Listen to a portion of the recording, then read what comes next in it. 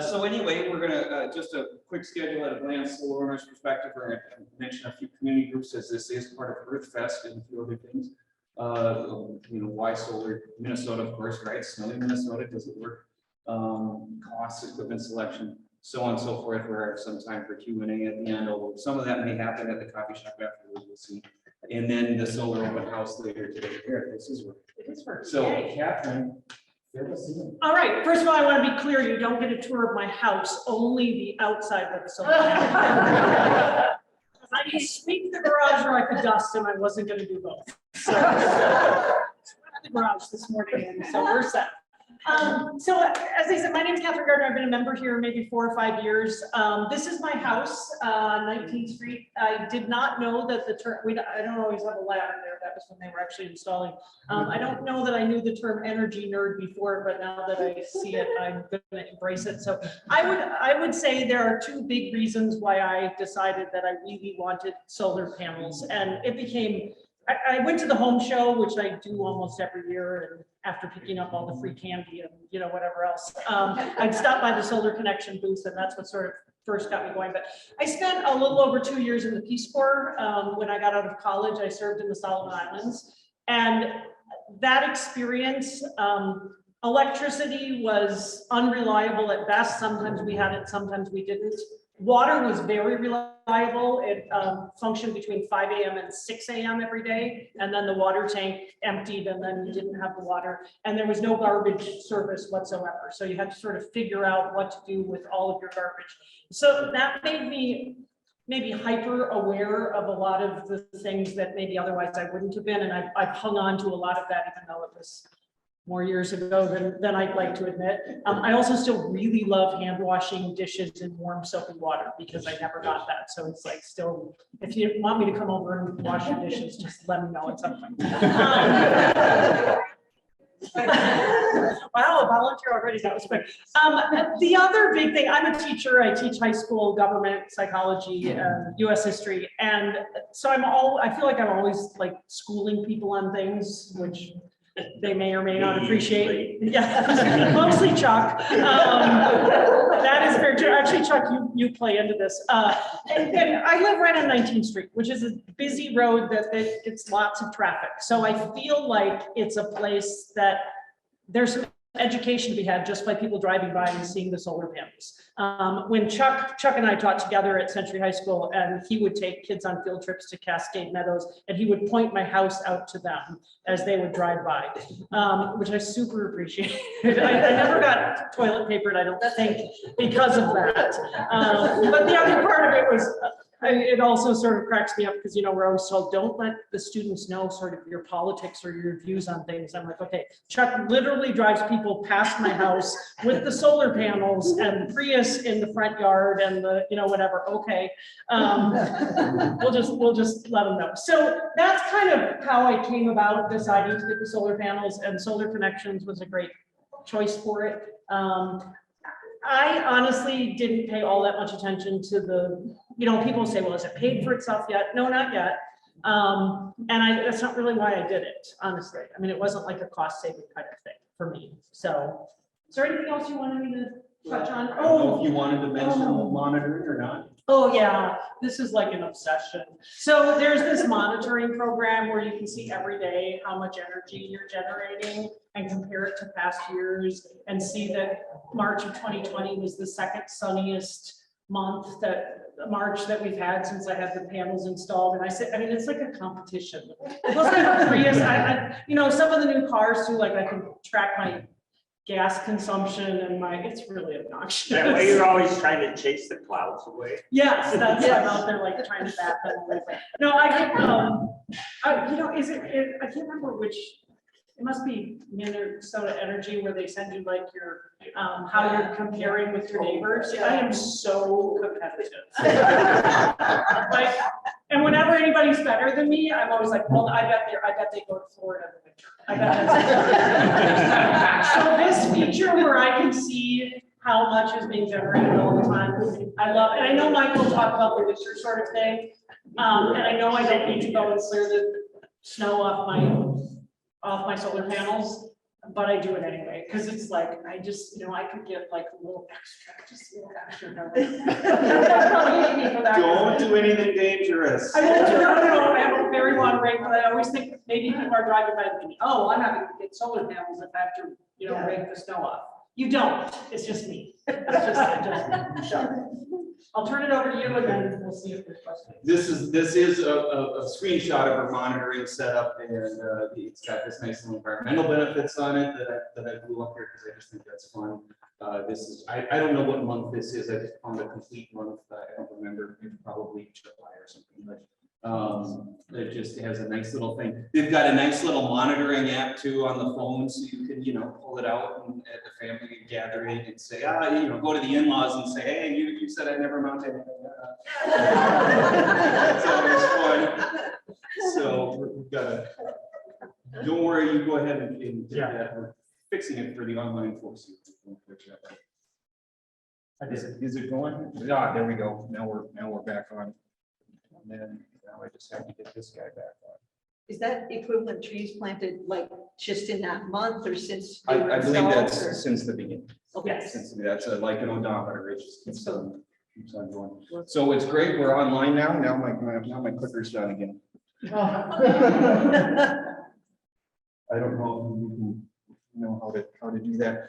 But so just real briefly, just so you know who's talking to you, yes, I'm here, I go here, I'm a member of the Keepers committee here, have been for 4 years. It was pre-pandemic, and everything now we travel, we go by pre-pandemic.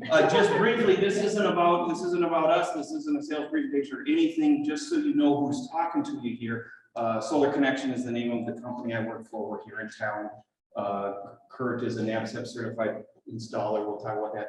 Most of the pictures, of course, in here are ours just because I can use those copyright free. That's the only reason. I am a construction guy. That is me and Kurt, the president, up on the roof working on a system some years back. And so I stopped and took a selfie and you know, don't tell OSHA. And so I put that on Facebook. Kurt was real happy about that. You know, we believe in renewable energy like solar and cappuccino, so we're into that. This is a part of Earthfest. If you haven't checked it out, check out Earthfest. Just search Earthfest Rochester and it'll pop right up for you. And there are a bunch of events coming up. Next weekend, Saturday morning is the expo. We'll be at the farmers market. And I've been a coordinating member of the Earthfest committee now for, well, ever since Earthfest started in 2014. Don't ask me, but it's been going on for a while. Just real quick, a couple other community groups that you might be interested in. Rochester Green Drinks is a networking group. We're meeting all online or on Zoom, but this summer I believe we're going to have some in-person events outside, and then hopefully in the fall we're back to in-person. And it's a fun group networking about learning about sustainability and things like that. And then the Clean Energy Resource Teams is a U of M extension project. If you don't know about them, they just have all sorts of things. I haven't updated this. Obviously, I have their March stuff on here from a presentation I gave a month or two ago. But just all sorts of interesting educational opportunities and events that they do. And I've been serving on that committee for 2011, I think. So 11 years now. And then I do teach solar class. Our Rochester Public Utilities hires me to do a community ed class twice a year. We just had one here in February. The next one's coming up in October. So if you want, that's a 2-hour long class. So we get a little bit, we can go a little more in depth than what we'll be able to do today. But just check the RQ website, community education website. It's not about community ed yet because right now they have their spring stuff on, but the fall stuff will be coming on here later this summer. So definitely check that out. One of my favorite sayings about solar.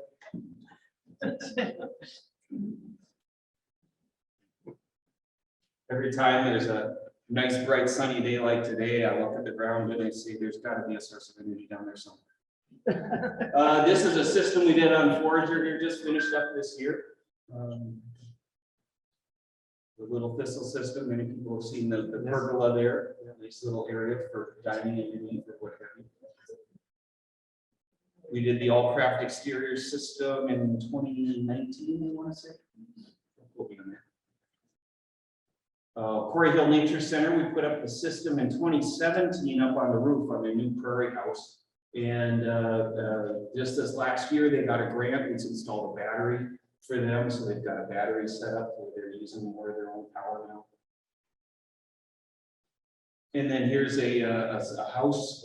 They've got a couple of kids running around. Kids are big power users. A lot of you know that. They didn't quite have enough room on the roof to fully do their house's energy use. They got a couple of EVs as well.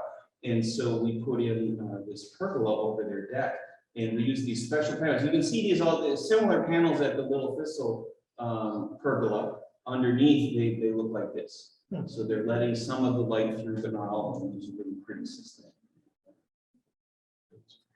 The Denver International Airport, I love this picture. It's they've got 14 megawatts of solar. There's huge. Bill Gates is investing in solar. Well, Apple is I believe 100% solar powered now. If there's any justice in this world, God will introduce a newer, smaller sun that's not compatible with their equipment.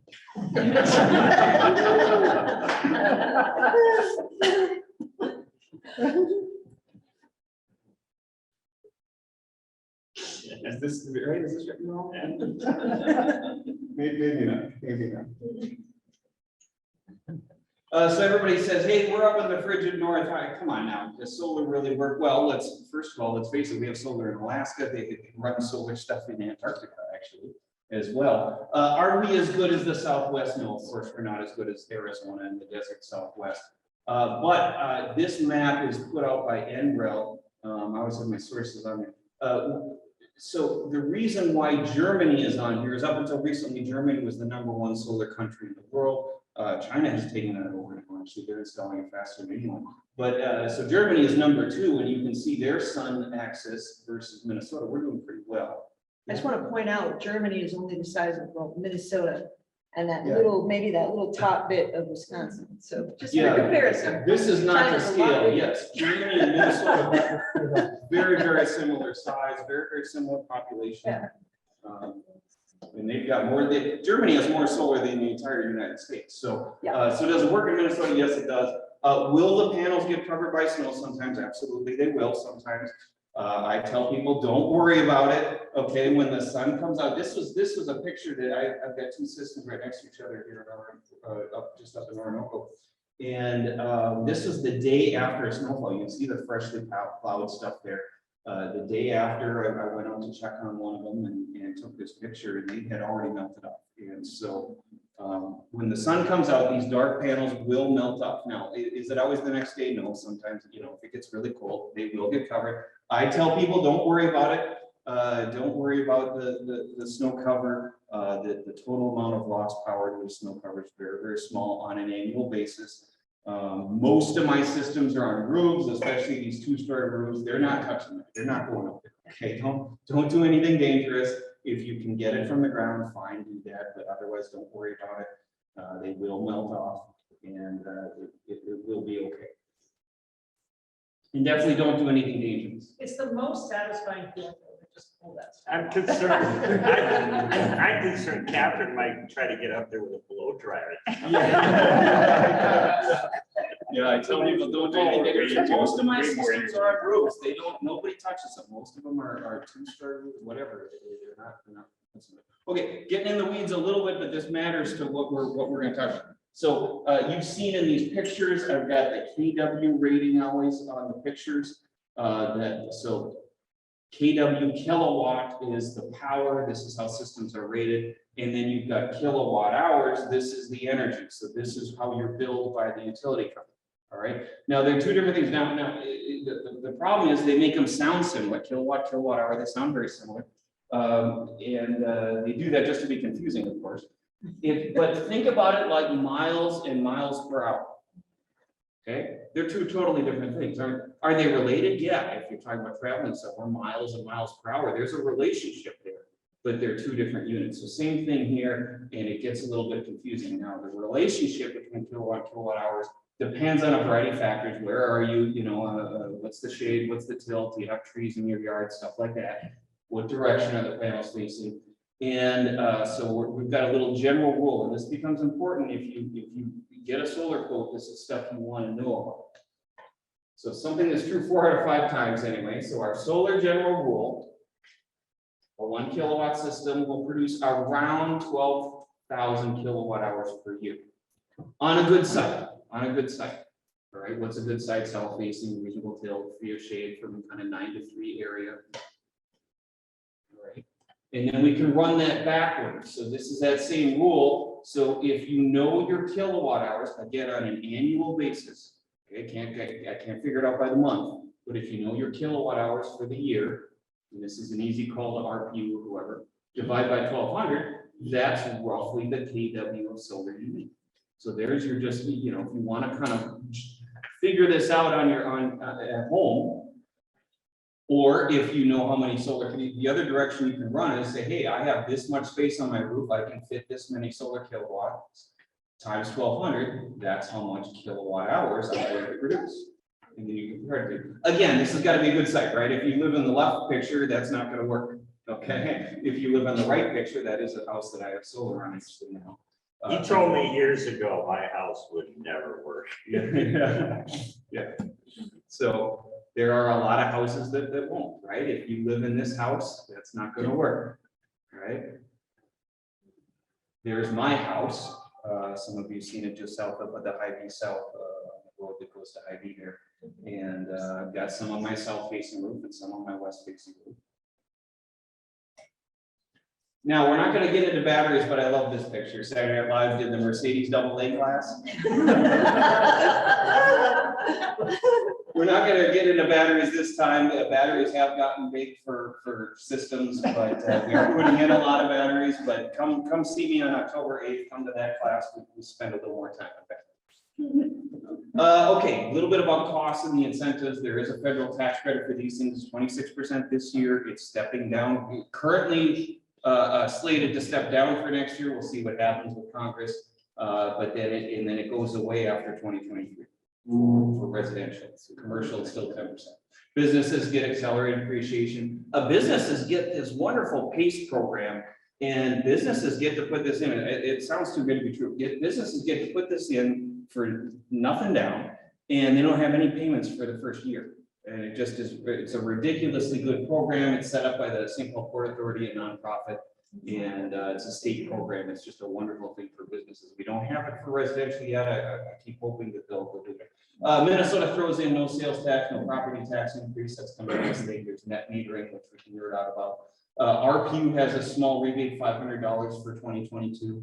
Do we have any folks that are with People's Energy Co-op? Okay, they have a small rebate, but it's a little bit weird. You got to do some figuring. So it isn't always, doesn't always make sense for everybody, but it sometimes makes sense. Any Excel people have Excel Energy? Okay, I don't have to worry about that. There are some other incentives out there that you can check the website. You got to be careful with this website. DSIRE. Don't put the E in there and call it desire. It's DSIRE. Okay, it'll take you somewhere you don't want to go.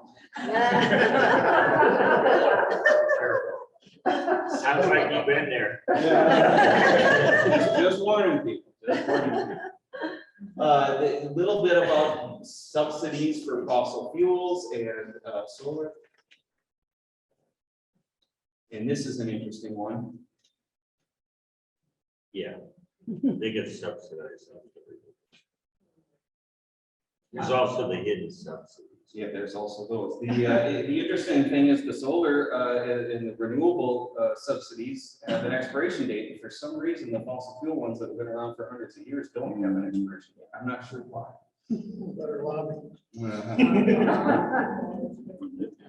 So just some example costs here on a system. You gotta be careful about these. We all know the supply chain issues and everything that's affecting solar, just like everybody. The steel issues, the aluminum and the supply chain stuff. So take these with a grain of salt. These are not universal, but I just, have a small system. This takes care of that. This was that house you could see the overhead earlier. He's actually added on now and got some more panels. But back when he put up this small system, what it costs. Little bit, this would be kind of our typical system size is 6.1 kW, is pretty typical residential size, 6-7 area. So the installed cost, the tax credit, the RPU rebate. This would be a little bit larger residential system. This guy's a computer guy. And so he's got a bunch of servers downstairs, a bit kind of a high energy user. And then I've got a farm system or a business system that get accelerated depreciation. And the installed costs is before the tax credit and the rebate, right? Correct. Yep, that's the construction cost, that just, this is how much it is to install it, turn it on, and then you subtract the things below. That's the cost of the product and installation. Everything. Thank you. And was that like several years ago, or are these? This is probably, I think I updated this for my presentation in February, but again, things are changing so fast. And we were very, very lucky. I loved it for a while. The cost was coming down for many, many years. And I love that. That was great. I don't work on commission, so I love that. And now we're seeing it going up because of all the supply chain. Everything's going up, right? Yeah, we know that. This is not a surprise. And then everybody asks about the payback and what is the payback on these things? And of course, I always tell people, first, do your LED lighting, do your attic insulation. The payback on that is ridiculously good. Okay, you're looking at with LED lights, somebody figured it out, a physicist figured it out one time, it's something like a 14% rate of return on. There is nothing you can do in attic insulation. When I did my attic insulation, I figured it out, I think it was like a 1.5 to 2 year payback. And the gas company will pay for half of it. I mean, it's just fantastic. So if you haven't done those things, get those things done first. You're looking at 2 to 3 year paybacks on those. There is nowhere else that you can put your money that will give you a better rate of return than those things that will give you a safe rate of return.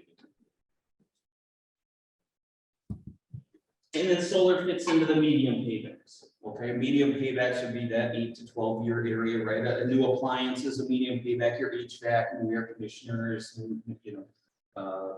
things like that would be considered a medium payback. And then long paybacks would be the things like the geothermal systems, the high end HVAC systems. Windows and doors are a 20-25 year payback. Okay, so just to put solar in the perspective of energy paybacks, so it's right in the middle. We've got a guy who's a pilot, actually he's a pilot for Xcel Energy. It's kind of fun.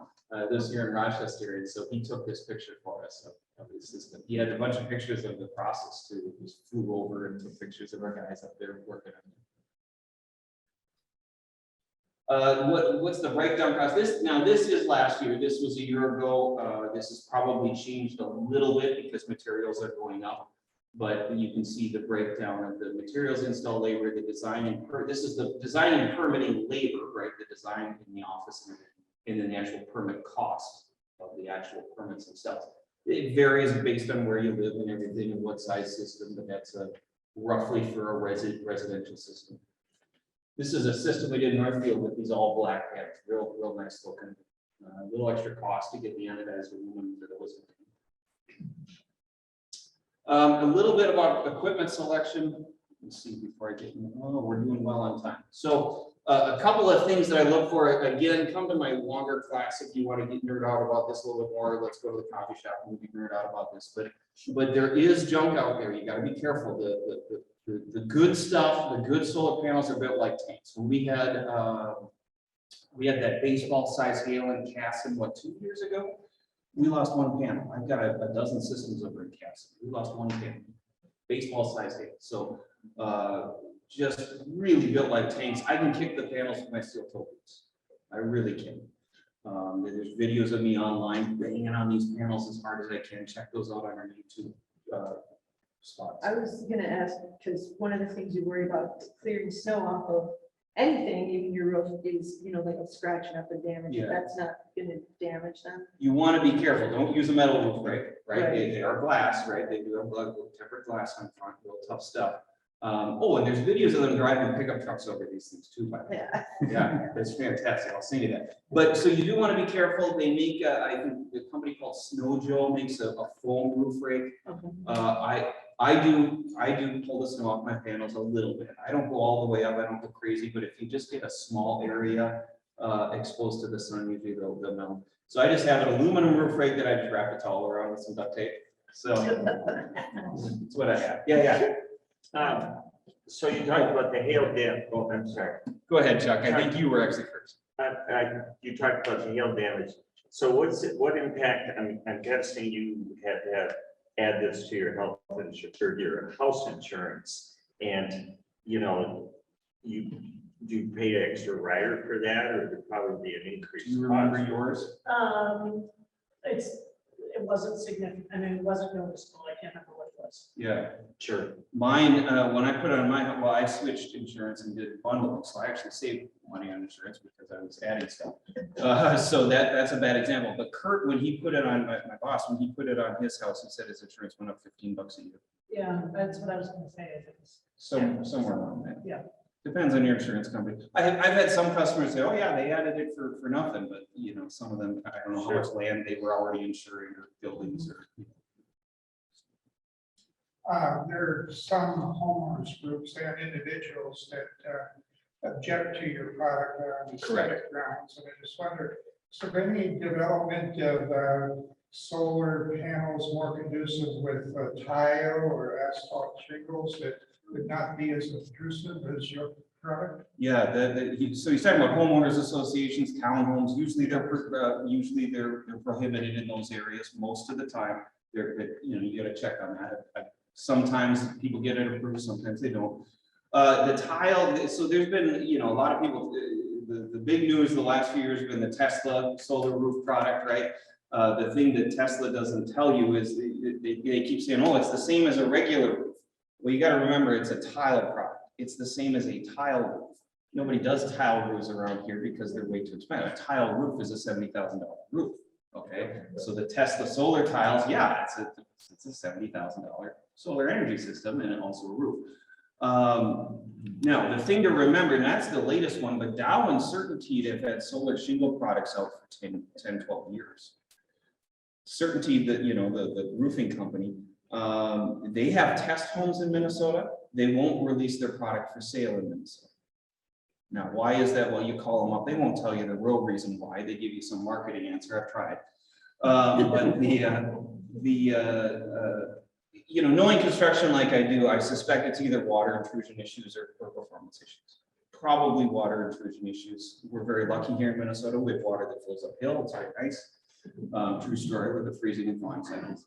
And so that's what I suspect it is. If Certainty, the shingle company, can't figure it out, I'm not counting on the car company to figure it out. The other thing in Minnesota is solar panels have to be installed by electricians by state law. You want electricians putting your roofing on. So something to think about. Something to think about. So I'm going to wait. I've thought about getting into installing the Tesla roof. I'm going to wait until they've got a few years of track record before I really give it any serious consideration. So on equipment selection, what do you look for when you're selecting modules? There is junk out there. There is stuff that is fine down in Florida, but in our freezing and thawing cycles, I wouldn't touch it up here. So you've got to be really, really careful. I can't think of, honestly, and I tell my people this, I don't think there's a worse climate from a delta perspective, from a change perspective, right? There are places that are hotter than us, right? The desert gets hot, but they don't get as cold. There are places that are colder than us, but they don't get as hot. The desert never gets wet, really. It's always dry in the desert. We have cold and wet. We have cold and dry. We have hot and wet. We have hot and dry. I can't think of anywhere else that has. Trust me, I've been asked that many times. Yeah. I can't think of anywhere else that has a larger change in the total climate stuff that we have to deal with than here. And so you got to be really careful about equipment selection. And I'm always looking for vertical integration. They're making all the stuff themselves rather than companies that are buying somebody else's stuff and just slapping it into their panels. If a company is vertically integrated and they're making their own cells, and the cells they're putting them in the panels and the cells are bad, they walk down the hall and say, guys, fix your coffee maker, right? If I'm buying cells, if I'm a manufacturer, I'm buying cells from China and putting it in my panels, and I get a bad batch of cells, I got to consider, do I take a 6-month delay until I get my next batch of cells, or do I just put them in the panels? Right, so anyway, that's why vertical integration, to me, this is my bias, 100%, very, very important when selecting stuff. This is something I look at, PVEL module reliability scorecard, download this, the 2021 out, is still the latest one out there, not the 2022 one out. But they run through a dozen tests. I mean, they take these panels to the failure point and they push them as far as they can until they break. And then they rank them for, and they give you the historical on there as well, all the way back to 2014. So I'm always looking for something on the upper end of this that has a history of high quality products. And then this one, and the latest one they have is the 2018, 2019. They haven't done it since, and I'm a little worried about that. But these guys, they rate manufacturers on all sorts of things, basically the cleanliness of their manufacturing process, right? If you do solar, but the company that manufactures them is dumping all their toxic waste in the river, well, you kind of gotta, not doing real great things for the environment. So I'm always looking for ones that are at the top half of this and the top half of the other one that are pretty good. Pretty good. There's a few other things because of our climate. I looked into the temperature coefficients, but now we're really getting into the weeds. So, but a few things to look for if you're looking at getting solar. The other thing to look at, this is a waterproofing product, the rail product, but the real thing I want to focus on is the lower right here, this roofing sealant. Make sure if you get solar or if you do solar yourself, by the way, if we can nerd out about it, I'll give you pointers on doing a DIY system. But make sure you get the good GeoCell. GeoCell is a 50-year roofing product, best there is. Make sure it's the 2300 S2 or S4 product, not the 3300. You go on the GeoCell website and they say, hey, 3300 is better than our 2300. Well, why do you still offer the 2300? Oh, guess what? 2300 is rated to 40 below, 3300 is not. Our record low in Rochester is -42. So make sure if you have somebody doing solar, make sure they understand this stuff. You've got to waterproof that roof. You've got to make sure that that's 100% sealed up and take care, because you are driving leg screws into your roof. Okay, got to be sealed up. Can I just ask a quick question? Kind of related to that, would you only put a system like this on a newer roof? If the roof is already 6, 7, 8 years old, is it still doable, or do you literally have to replace the roof before you? Yeah, I would put it on, I would consider it on a newer roof. I wouldn't put it on a 10, 15-year-old roof, right? But those roofing products that they say are 50-year shingles, that's not true. That's marketing speak, especially in our climate. So my roof was 8 years old when I put it up. It was in great shape, and so that's what I did. And that But was more than 10, you'd say probably. more than 10. You want to consider it. Okay. Yep, you want to consider it. Yeah. I would, at least get your roof evaluated by a roofer and ask, what kind of shape, what are we dealing with for lifetime left on this, and then you want to think about that. Is this going to extend the roof? There is. Let me see if I've got a good picture here. I don't have a good picture right here, but the interesting. Well, here's not a bad picture. The interesting thing about this is the shingles underneath the panels, they don't age. It's kind of interesting. No UV hits them, no weather's really hitting them to speak of. So it's the most expensive roof preservation system you'll ever own. So so that's interesting. Now, of course, there has to be walkways around the side. You need to be able to get up there. Firemen need to be able to get there, so on and so forth. So there are walkways around the sides. Those shingles are going to age at the regular rate. Yeah.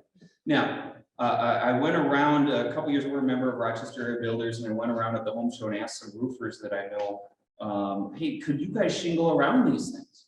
Right? Because the edges got to be reshingled every few years, but the stuff under the panels are fine. And 3 out of 4 roofers, they hadn't done it before, of course, but 3 out of 4 roofers took a look at pictures, asked me some questions, we had a conversation, and they said, yeah, I think we could shingle around these, flash it in safely, keep it all waterproof, and so on, because they are on a rail system up off the deck of the roof a little bit. You want airflow behind them, because just like any electrical equipment, it's more efficient when it's cooler. And so they thought they could reshingle around the roofs and leave the shingles underneath the panels there, which are preserved. So have a conversation with the roofer you trust on that. But they thought they could do it. And seems like a good way to go. Make sure, if you look at solar, make sure one of these is done, if you have some shade. You know, if your house opens up to a valley and there's absolutely no trees anywhere, well, that's fine. If not, make sure one of these tools is used up on your roof. Is a shade analysis tool. It'll tell you how much the system's going to produce. If this wasn't done from the roof, or at least a ladder in front of your roof, then your production numbers are not accurate. Very, very important that you have this done. And then things to look for in your solar contract. It's unfortunate. There's been some out-of-state companies that have moved in and have been less than scrupulous, I would say. I get calls all the time. People like Chuck, where I've told them, you know, years ago, I said to Chuck, your roof is just too many trees. It just isn't the right place. You spend your money elsewhere. Okay. Well, Yeah. and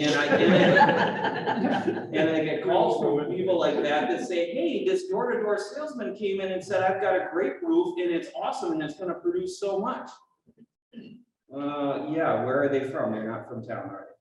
So I get those calls all the time from folks that I've said, no, this isn't the right choice for you. And then they call and they say, hey, this door-to-door person told me. So you got to be careful with this. So things to look for in your solar contract. Remember our general rule. This is a 7.8 kilowatts. This is an actual contract. I've taken out the names and everything, but they were proposing a 7.8 kW system. Remember our general rule times 1200 should be in this kilowatt hours a year, and their contract says 14,000 kilowatt hours. I would love it if you actually had a 3-year payback on this. It just isn't. Even in Arizona, you wouldn't produce that much. Okay, this is an actual contract that somebody that a customer shared with me that they had gotten from another company, and so you just want to be careful. That's why I went through that KW and KWH thing, so you can be informed about. Did they sign? No, they signed up with us. Signed up with us because we were honest.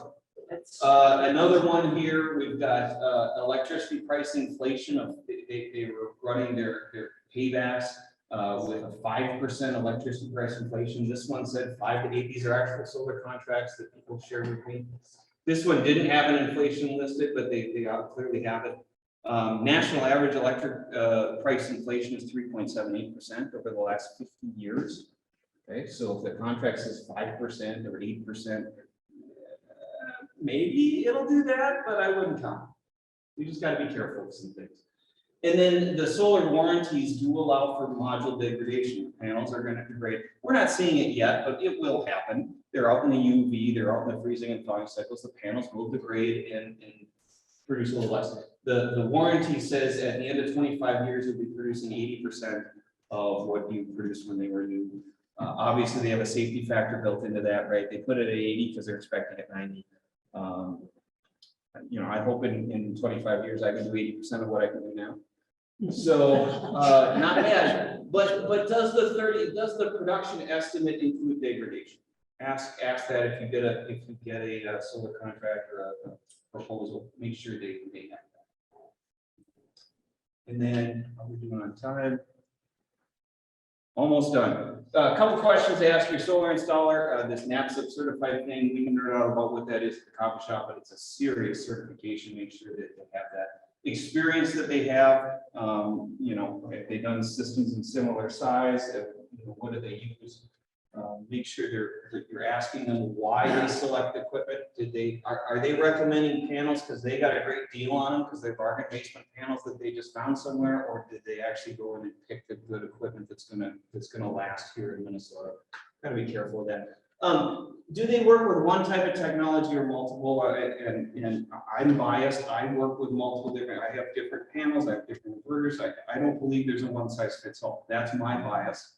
Okay, don't take that as gospel or anything, but that's my bias. Or do they say, hey, we just do this one thing and that's all we do and we're good at it, and that's great, that's wonderful. There's nothing wrong with that. It's just you want to know what you're getting. Are you getting a customized solution for your house, or are you getting just, hey, this is what we got on the shelf? Who's doing the work? What's your hiring pool? Obviously, electricians have to be putting this up, and the interesting thing is electricians can be trained. So I hire carpenters and roofers, and then I train them as electricians. That's what I do because of poking holes in it.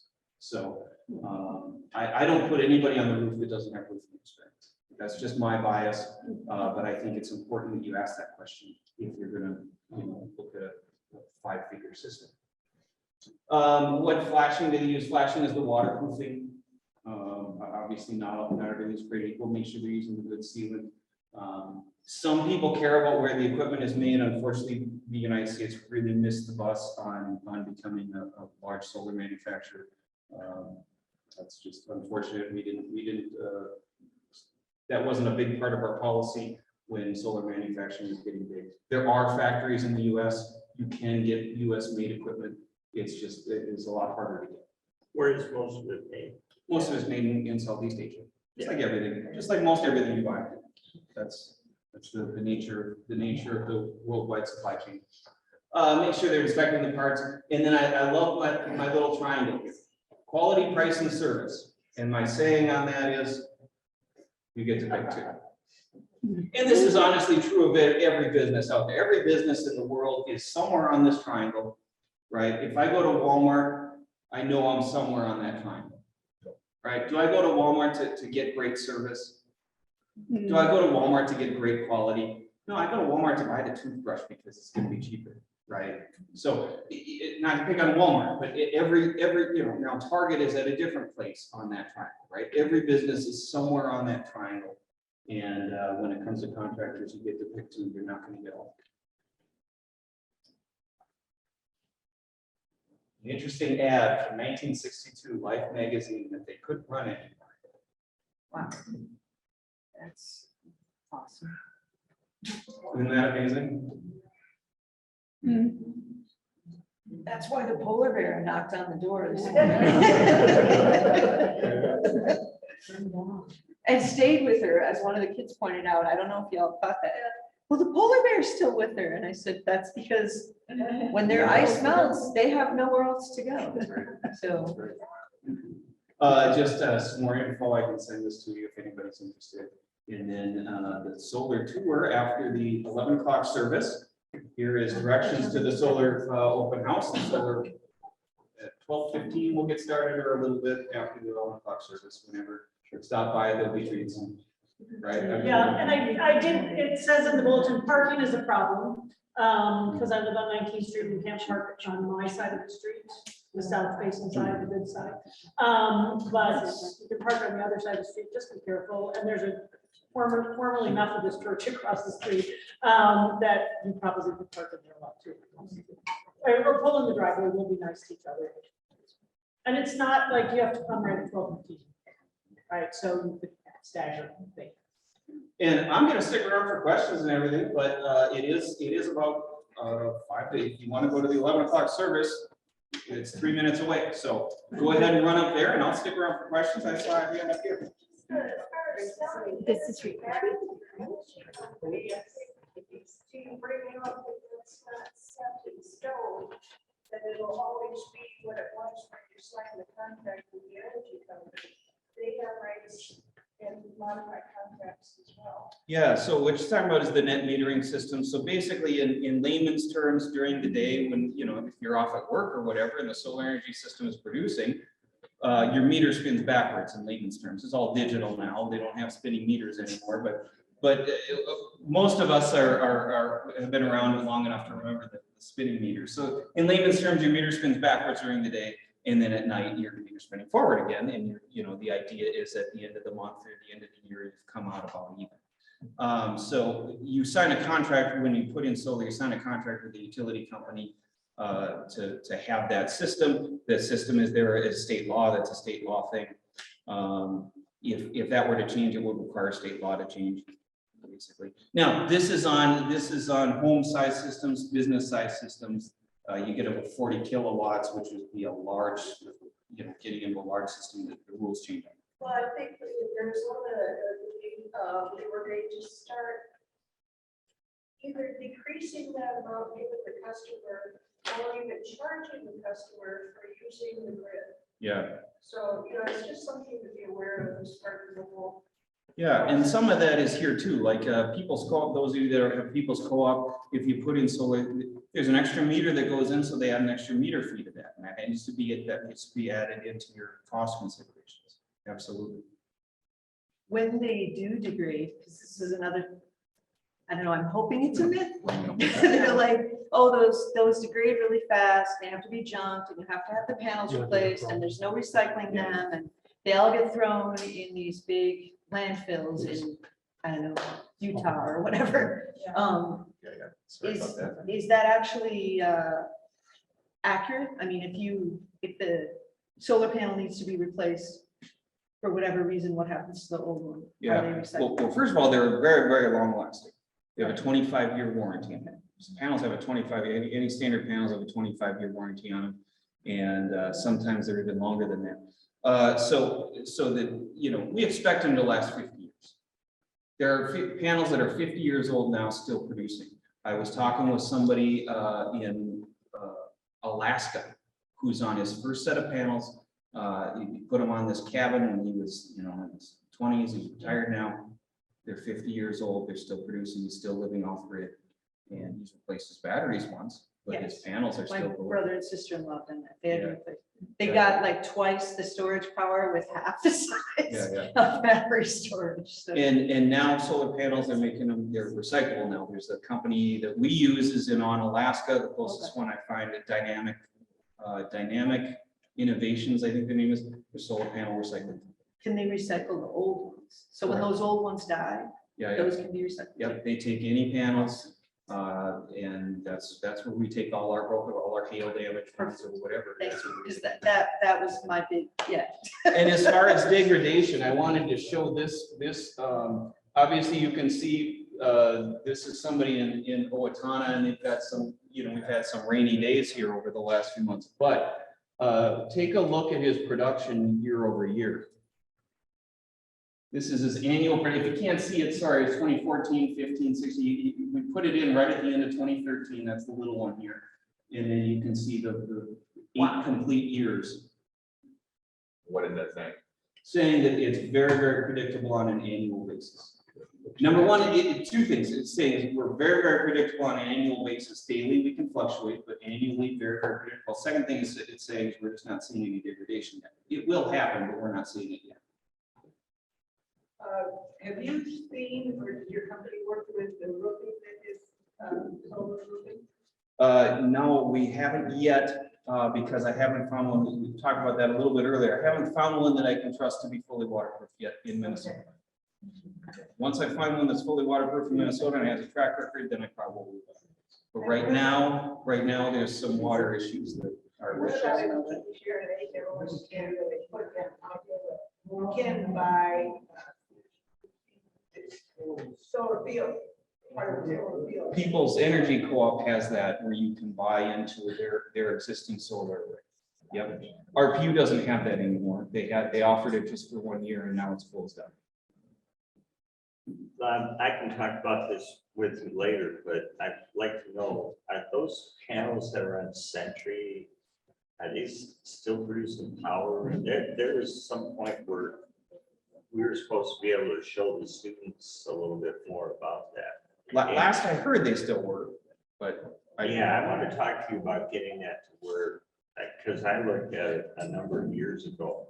The whole thing about setting those up on each of the 3 high schools was to use as a teaching tool to show the kids, and it never got metered in a way that teachers could access. Kids Yeah. don't even know they're there. I had kids this year, that said, is there anyone who ever did solar panels on Century? I said, they're already there. yeah. I We looked know. at them every day and pulled in. parked Yeah, them. they're just sitting up there and they're just, and it's just not utilized. I mean, I've been up there and looked at it. Well, and the state now has a Solar for Schools program, a grant program, and Rochester Public Schools is applying for some. Unfortunately, they didn't choose to work with an in-town installer. I'm not sure why. They never even talked to us, but they're working with someone out of state, actually. So I thought that was a little odd, but we are doing Solar for Schools for Marshall Public Schools. We're looking on some for Byron, a few other places. How practical are east and west facing roofs compared with say, something? Yeah. My south facing roof was much smaller than my west facing roof, so I have them on both south and west. Probably about 60% of my system is on the west facing roof. And that per panel produces about 20% less than the south facing annually. So it's about a 20% drop. I have systems that are fully east and west facing. About a 20% drop on my roof is a 5/12 pitch. So it is practical. Yeah. You just need to figure, okay, 20% less, I need to figure that into my payback and everything. Shade is more of an issue than direction. It's interesting, west facing or east facing, you'd think it'd be half, but it's, you run the numbers, it's only about 20%. And you know, like I said, I've had my system up since 2019, so I've been tracking. All right, Good question. thank you. Thank you all for coming.